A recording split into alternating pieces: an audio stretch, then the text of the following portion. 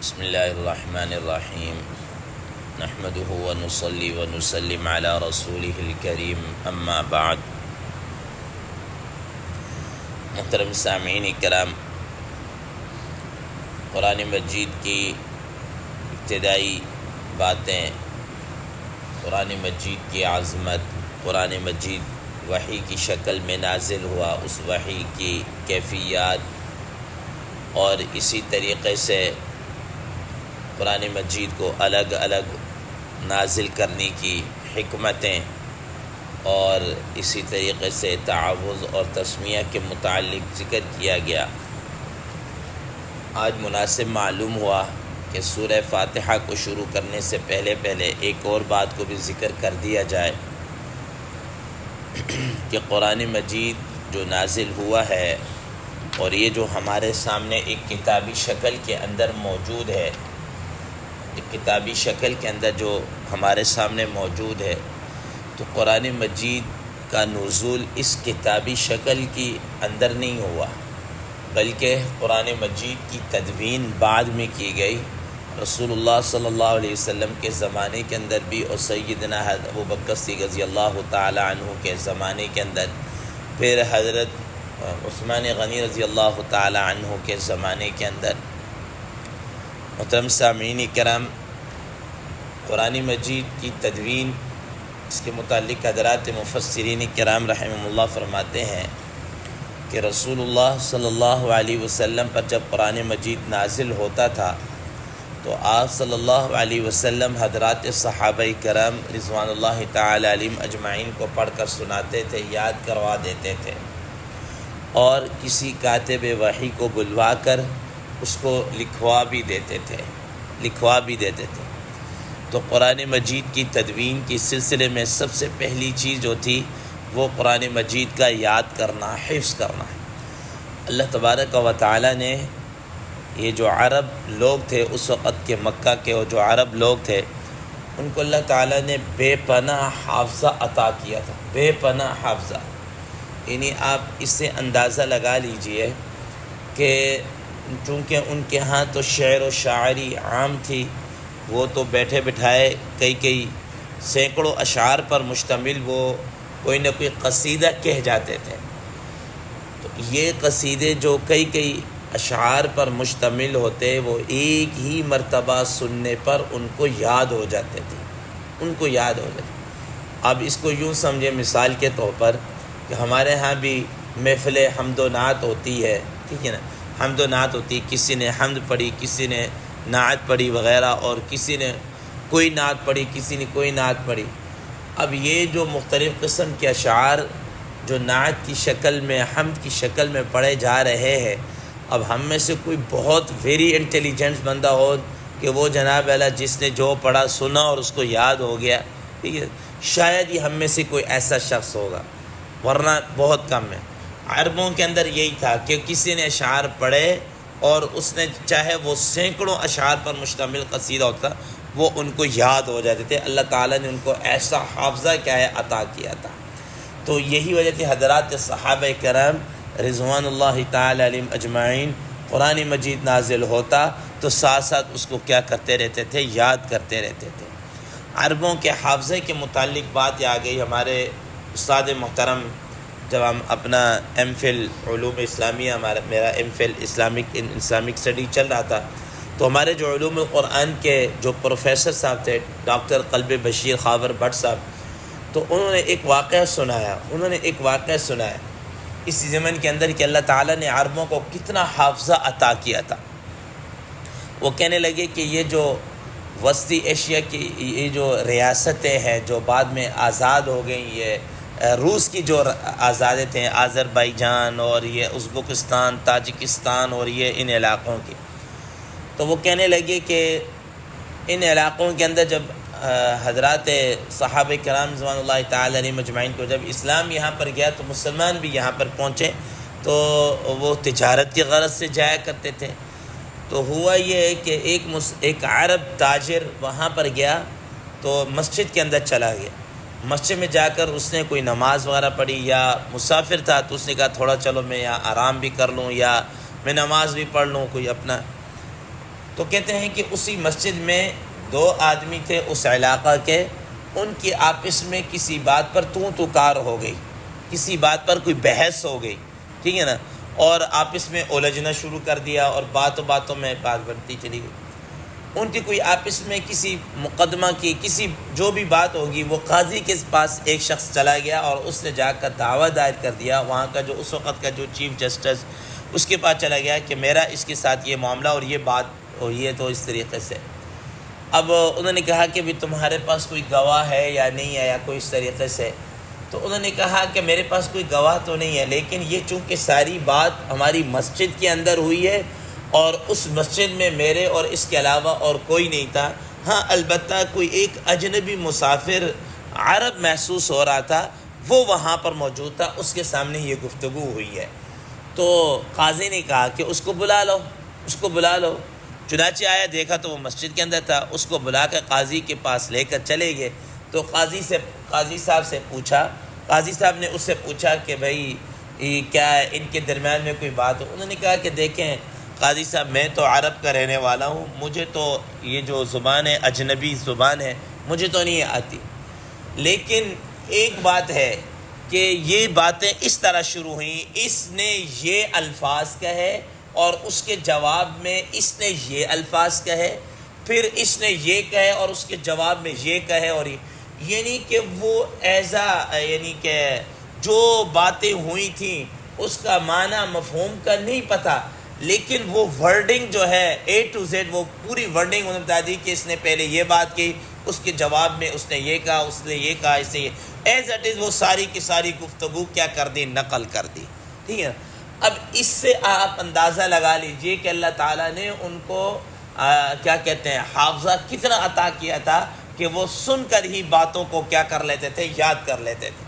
تو سب سے پہلے جناب اللہ قرآن مجید کی حفاظت اور تدوین جو ہے وہ اس شکل میں ہوئی کہ اللہ تعالیٰ نے ان کو مضبوط قسم کا کیا ہے حافظہ عطا کیا تھا۔ اب یہاں پر وقت نہیں ہے کہ میں نہ آپ کو بتاؤں حضرت امام بخاری رحمہ اللہ کا کیا حافظہ تھا، امام ترمذی رحمہ اللہ کا کیا حافظہ تھا، امام مسلم رحمہ اللہ، یہ جو صحاح ستہ کے مصنفین ہیں ان کا کیا حافظہ تھا، پھر کسی موقع پر انشاءاللہ عزیز ذکر کریں۔ تو بہرحال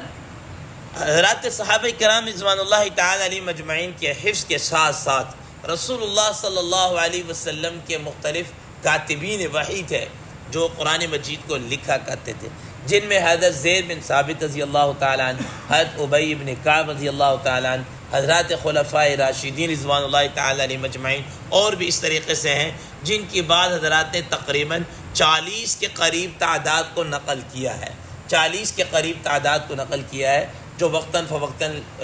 وحی جو بھی رسول اللہ صلی اللہ علیہ وسلم پہ نازل ہوتی ہے اس کو لکھتے رہے۔ خود حضرت زید بن ثابت رضی اللہ تعالیٰ عنہ فرماتے ہیں کہ رسول اللہ صلی اللہ علیہ وسلم پر جب وحی نازل ہوتی تو آپ صلی اللہ علیہ وسلم بلوا لیتے اور کہتے کہ بھئی اس کو کیا ہے لکھو، اور آپ صلی اللہ علیہ وسلم بتلا دیتے تھے کہ اس کو کہاں لکھنا ہے، کس صورت میں لکھنا ہے، کس طریقے سے کیا ہے لکھنا ہے، تو وہ بتا دیتے۔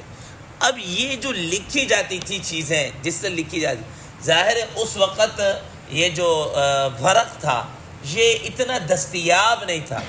یہ آپ یہ کہہ لیجئے کم یاب تھا، بالکل نایاب نہیں تھا، کم یاب تھا، دستیاب ضرور تھا لیکن اس طرح وافر مقدار میں نہیں جیسے ہمارے ہاں اس طرح نہیں، کہیں کہیں دستیاب ہوتا۔ لیکن حضرات صحابہ کرام رضوان اللہ تعالی علیہ مجمعین اس کو چمڑے پر لکھ دیتے تھے، اس کو پتھر کی بڑی بڑی سلوں کے اوپر کیا ہے لکھ دیتے تھے، اس کو آپ نے دیکھا ہوگا کہ یہ جو اونٹ کی شانے کی ہڈی ہوتی ہے، ٹھیک ہے، ذرا چوڑی ہوتی ہے، ٹھیک ہے نا، ایک تو مثال کے طور پر آپ دیکھتے ہیں کہ بکرے کی یہ جو ہنسلی کی ہڈی ہے اس سے کہ وہ تھوڑی تقریباً کوئی 5-6 انچ کی ہوتی ہے، لیکن اونٹ کی ذرا اس سے بھی بڑی ہوتی ہے، ٹھیک ہے نا، پوری ایک تختی کی تختی کیا ہے ہوتی تھی، اس کے اوپر جناب والا لکھ لیا کرتے تھے۔ یا اسی طریقے سے آپ نے دیکھا کہ یہ کھجور کی جو چھال ہوتی ہے، کھجور کا جب وہ پتا سا بڑا اتارتے تو پیچھے اتنا بڑا وہ گول سا وہ رول سا جناب والا وہ کیا ہے ایک کاغذ کی طرح وہ ہوتا ہے، اس کے اوپر کیا ہے لکھ لیا کرتے تھے، لکڑی کے اوپر یہ مختلف چیزوں جو دستیاب ہوتی تھی ان کے اوپر یہ ہے لکھ لیا کرتے تھے۔ اور وہ حضرات صحابہ کرام رضوان اللہ تعالی علیہ مجمعین نے مختلف حضرات نے کیا ہے اس کو اپنے پاس مختلف چیزوں کے اوپر کیا ہے لکھا ہوا تھا۔ اور احادیث کے اندر بھی اس سے اس کا ثبوت ملتا ہے۔ حدیث شریف میں آتا ہے کہ رسول اللہ صلی اللہ علیہ وسلم نے یہ فرمایا کہ جو آدمی جناب علیہ ایک ہے قرآن مجید زبانی پڑھنا اور ایک یہ ہے کہ دیکھ کر پڑھنا، تو آپ صلی اللہ علیہ وسلم فرمایا کہ جو دیکھ کر پڑھتا ہے اس کو زبانی پڑھنے والوں کی بنسبت زیادہ کیا ہے اجر ملتا ہے، زیادہ کیا ہے اجر ملتا ہے، ٹھیک ہے نا۔ اور اسی وجہ سے اسی طریقے سے آپ صلی اللہ علیہ وسلم کی بعض احادیث ایسی ہیں کہ جس میں آپ صلی اللہ علیہ وسلم نے یہ لکھا ہوا مصحف جو ہے یہ دشمن کے علاقوں میں لے جانے سے کیا کیا، آپ صلی اللہ علیہ وسلم نے منع فرمایا۔ تو اس کا مطلب یہ ہوا کہ حضرات صحابہ کرام رضوان اللہ تعالی مجمعین نبی صلی اللہ علیہ وسلم کے زمانے کے اندر لکھ لیا کرتے تھے، کہ جس کی وجہ سے رسول اللہ صلی اللہ علیہ وسلم نے ایک تو دیکھ کر پڑھنے کو جناب اللہ ثواب زیادہ بتایا، اور دوسرے دشمن کے علاقے میں قرآن مجید کو لے جانے سے اور اس طرح لے جانے سے منع کیا ہے، منع فرمایا۔ تو یہ نبی صلی اللہ علیہ وسلم کے زمانے کے اندر یہ قرآن مجید، اور یہ قرآن مجید کیف متفق تھا، یعنی اس طرح جو ہمارے عام موجودہ شکل ہے اس طریقے سے نہیں تھا۔ رسول اللہ صلی اللہ علیہ وسلم جب اس دنیا سے تشریف فرما ہوئے، اس دنیا سے جب تشریف فرما ہوئے، اس کے بعد سیدنا ابو بکر صدیق رضی اللہ تعالی عنہ کا زمانہ آیا، تو حضرت ابو بکر صدیق رضی اللہ تعالی عنہ کے زمانے کے اندر آپ حضرات کے علم میں مسلمہ کذاب اس کے ساتھ کیا ہے لڑائی، جنگ یمامہ جو بڑی مشہور ہے، ٹھیک ہے نا۔ حضرات صحابہ کرام رضوان اللہ تعالی علیہ مجمعین نے ختم نبوت کے حوالے سے اپنی جانوں کا کیا ہے نذرانہ پیش کیا، جس میں تقریباً 1200 کے قریب حضرات صحابہ کرام رضوان اللہ تعالی علیہ مجمعین کیا ہوئے، شہید ہوئے، اور ان میں سے 700 حضرات صحابہ کرام رضوان اللہ تعالی علیہ مجمعین وہ تھے جو کہتے ہیں حافظ تھے، قرآن مجید کی کہتے ہیں حافظ تھے۔ تو جب یہ ایک کثیر تعداد حفاظ اکرام کی شہید ہوئی، تو اس وقت سیدنا حضرت عمر فاروق رضی اللہ تعالی عنہ، امیر المؤمنین سیدنا حضرت ابو بکر صدیق رضی اللہ تعالی عنہ کے پاس آئے، اور آ کر ان کی کیا ہے اس بات کی طرف توجہ دلائی، کہا کہ اے امیر المؤمنین، یہ حضرات صحابہ کرام رضوان اللہ تعالی علیہ مجمعین جن کو قرآن مجید اس طرح زبانی یاد ہے، اگر یہ اس طریقے سے شہید ہوتے گئے تو قرآن مجید کا کہیں اللہ نہ کرے کوئی بہت بڑا حصہ کہیں محفوظ کرنے سے رہ نہ جائے، اس لیے آپ اس کو کسی تحریری شکل کے اندر کیا ہے لے کر آ جائے۔ حضرت عمر فاروق رضی اللہ تعالیٰ عنہ جب یہ بات کہی، حضرت ابو بکر صدیق رضی اللہ تعالیٰ عنہ ذرا تذبذب کا شکار ہوئے، اور انہوں نے کہا کہ میں وہ کام کیوں کروں جو رسول اللہ صلی اللہ علیہ وسلم نے نہیں کیا، میں وہ کام کیوں کروں۔ حضرت عمر فاروق رضی اللہ تعالیٰ عنہ نے بار بار ان کو کہا، یہاں تک کہ روایات میں آتا ہے کہ سیدنا حضرت ابو بکر صدیق رضی اللہ تعالیٰ عنہ نے فرمایا کہ یہاں تک کہ اللہ تعالیٰ نے میرا سینہ کیا کر دیا، کھول دیا، مجھے شرح صدر ہو گیا کہ بھئی اس کام کرنے میں خیر ہے، کیوں حضرت عمر فاروق رضی اللہ تعالیٰ نے فرمایا کہ واللہ کہ اللہ کی قسم اس کام کے کرنے میں کیا ہے خیر، یہ خیر ہے۔ تو سب سے پہلے اس چیز کا ادراک سیدنا عمر فاروق رضی اللہ تعالیٰ عنہ نے کیا، اور جا کر وقت کے جو خلیفہ تھے حضرت ابو بکر صدیق رضی اللہ تعالیٰ عنہ کے سامنے اس کا کیا کیا اظہار کیا، اس خدشے کا اظہار کیا کہ اگر اس طریقے سے حضرات صحابہ کرام رضوان اللہ تعالیٰ علیہ مجمعین شہید ہوتے ہیں تو قرآن مجید کا کئی بہت سارا حصہ کیا ہے وہ محفوظ ہونے سے کہیں رہ نہ جائے۔ تو اس کے لیے انہوں نے حضرت ابو بکر صدیق آمادہ کیا۔ اب اس ضمن کے اندر حضرت ابو بکر صدیق رضی اللہ تعالی عنہ نے پھر حضرت زید بن ثابت رضی اللہ تعالی عنہ کو بلوایا، چونکہ حضرت زید بن ثابت رضی اللہ تعالی عنہ یہ وہ صحابی تھے جنہوں نے رسول اللہ صلی اللہ علیہ وسلم کے ساتھ قرآن مجید کا دور کیا تھا، قرآن مجید کا دور کیا، اور آپ صلی اللہ علیہ وسلم کا جو آخری دور تھا، آخری رمضان کے اندر آپ صلی اللہ علیہ وسلم کے ساتھ انہوں نے دور بھی کیا، اور ایک مرتبہ نہیں اس رمضان میں رسول آپ صلی اللہ علیہ وسلم کی اس رحلت ربیع الاول میں، تو اس سے پہلے جو رمضان المبارک آیا تھا اس میں رسول اللہ صلی اللہ علیہ وسلم نے 2 مرتبہ ان کے ساتھ کیا کیا قرآن مجید کا دور کیا۔ اب انہوں نے کہا کہ زید بن ثابت رضی اللہ تعالی عنہ کو کیا ہے بلا کر لایا جائے، اور اس زمانے اب باقی ما بقیہ کہ پھر اس کے بعد کیا ہوا اور کیا انہوں نے طریقہ کار اختیار کیا انشاءاللہ عزیز آئندہ بیان کریں گے۔ پھر حضرت ابوبکر صدیق رضی اللہ تعالیٰ عنہ کے زمانے میں قرآن مجید کیسے اکٹھا کیا گیا، اور حضرت عثمان غنی رضی اللہ تعالیٰ عنہ کے زمانے میں کیا کیا گیا اور ان میں فرق کیا ہے، وہ انشاءاللہ عزیز آئندہ ہفتے والے دن جو ہے ہمارا جو درس ہوگا اس میں بیان کیا جائے گا۔ کل جمعرات اور جمعہ 2 دن انشاءاللہ عزیز ہمارا درس حدیث ہوگا ہفتے والے دن انشاءاللہ عزیز اس کے متعلق گفتگو کی جائے گی. اللہ تبارک و تعالی عمل کی توفیق عطا فرمائے. واخر دعوانا الحمدللہ رب العالمین.